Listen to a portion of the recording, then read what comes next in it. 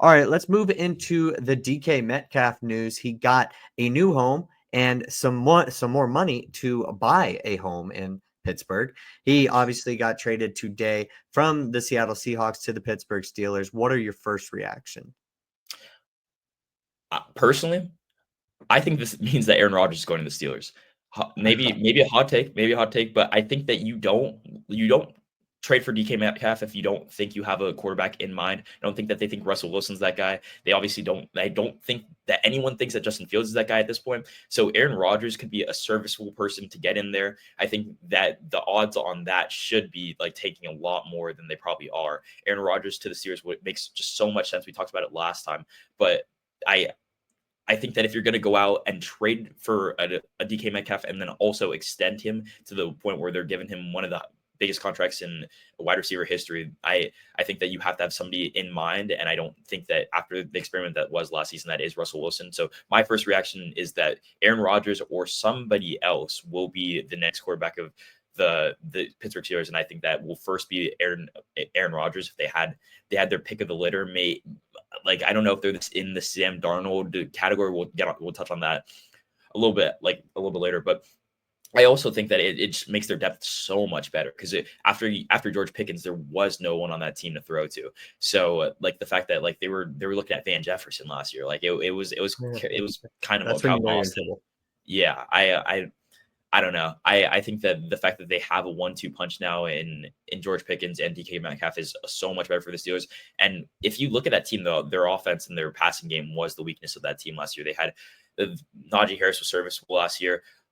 Their defense is obviously always one of the best in the NFL. So the fact that they're able to kind of bolster their wide receiver group this season would be great for them. And I think it's a really good move. Not a move that I was particularly expecting, but I mean, if they can get Aaron Rodgers there too, that with Mike Tomlin, I think that they could be at least a 500 team. I'm going to go out on a limb. Yeah, a super aggressive move for Mm. sure. So DK Metcalf got 5 years, 150 million. Is he worth $30 million roughly per year? Probably not, but he's a really good receiver. And as you mentioned, pairing him with George Pickens, who has never really had another guy right next to him for a good chunk of his career, especially as of late, that could totally elevate his game. And DK Metcalf has played alongside other good receivers, so he can certainly find his way within that offense. I think it's really great. And I'm glad that you mentioned Aaron Rodgers because that is a spot that I think would fit. And it was something that people were talking about a couple years ago. So now maybe it actually ends up happening. That is something to also watch out for. Now, this is a tale of two different franchises, right? The Seahawks blowing it up because they felt like they were not ready to invest in a win now move or any win now moves. They wanted to get rid of Geno Smith, cut Tyler Lockett, now trade DK Metcalf. Steelers, on the other hand, it makes sense. They're going to continue to be aggressive because there's no way that you can just half send this type of move. I wanted to bring up what has gone on with the Seahawks offseason within this past week.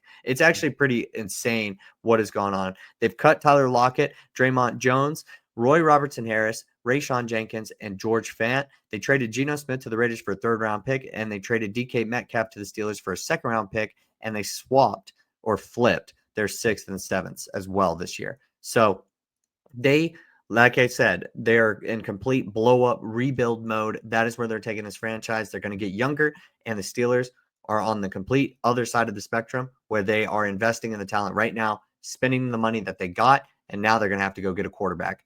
Personally, I think the Seahawks, if you want to just go completely into whatever you want to do, and that's your direction of the franchise, this is probably the best move because you probably weren't going to pay him $30 million per year. And if you're the Steelers, this all works out if you could get a competent quarterback.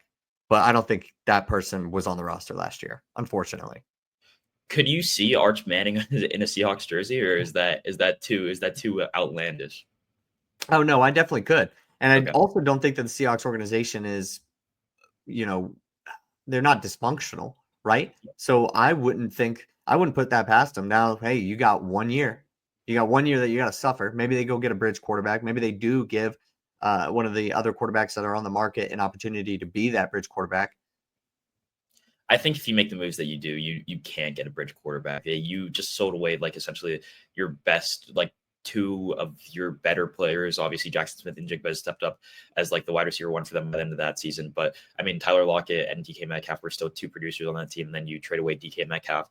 And then all the long list of names that you mentioned, I don't think that you can make all those moves and even try and say that you're going to be competitive next year. If they are, then why make those moves? So I mean, I think they're looking forward to the future. And like you mentioned, I don't think the Seahawks are a dysfunctional franchise. So they're looking forward to the future, and the moves that they're making right now just don't make any sense for this season. So getting a bridge quarterback and having him possibly win a couple games and taking what would be the future for them I don't know if that makes all that much sense to me, but I mean, it's a tail. Yeah, go.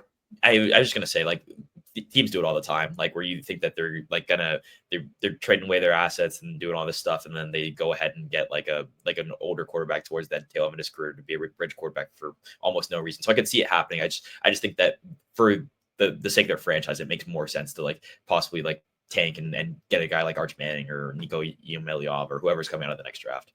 Well, I think you kind of said my point initially at the very end there. I didn't really mean it as in they would get a bridge quarterback because they want to win a couple more games than they would otherwise. I just think that that's just the way that it just needs to go. They just need to get a veteran quarterback, and that is the bridge quarterback. Like, I don't think they're going to go out and spend any money on like a Sam Darnold or anything like that. I just think that that's how you tank.